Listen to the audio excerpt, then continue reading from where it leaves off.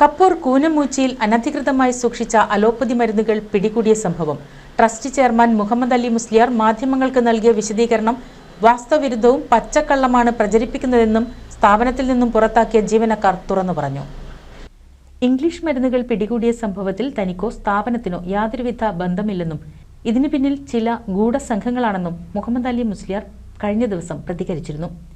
എന്നാൽ മുഹമ്മദ് അലി മുസ്ലിയാർ പച്ചക്കള്ളമാണ് പ്രചരിപ്പിക്കുന്നതെന്ന് ചൂണ്ടിക്കാട്ടി സ്ഥാപനത്തിൽ ജീവനക്കാരനായിരുന്ന അനീർ, ബഷീർ എന്നിവർ രംഗത്തെത്തി. ഫാർമസിയിൽ വ്യാജമരുന്നും കാലാവധി കഴിഞ്ഞ മരുന്നുകളും വിൽക്കാൻ നിർദ്ദേശിച്ചിരുന്നതായും നിർദ്ദേശത്തെ എതിർത്തതാണ് വിഷയത്തിന് തുടക്കമെന്നും ഇവർ ആരോപിച്ചു. ഫാർമസിയിലെ ഡേറ്റ് കഴിഞ്ഞ മരുന്നുകളും വ്യാജ മരുന്നുകളും വിൽക്കാൻ ഉസ്താദ് ഞങ്ങളെ നിർബന്ധിച്ചു. അതിന് ഞങ്ങൾ സമ്മതിച്ചില്ല.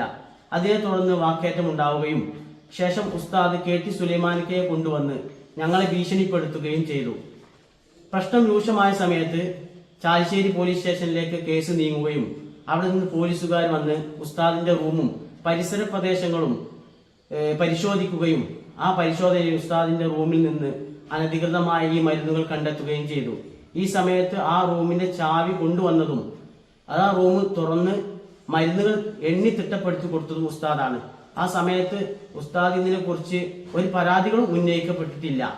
ഞങ്ങളെ കുറിച്ച് ഉസ്താദ് പറഞ്ഞ അപവാദം, ഞങ്ങളാണ് റൂമിൽ കൊണ്ടുവച്ചത് എന്ന് പറഞ്ഞ CC ക്യാമറ ദൃശ്യം ഉണ്ട് എന്ന് ഉസ്താദ് പറഞ്ഞത് ഈ നല്ലവരായ ജനങ്ങൾക്ക് മുമ്പിൽ ഉസ്താദ് നിർബന്ധമായും അത് പ്രദർശിപ്പിക്കേണ്ടത്.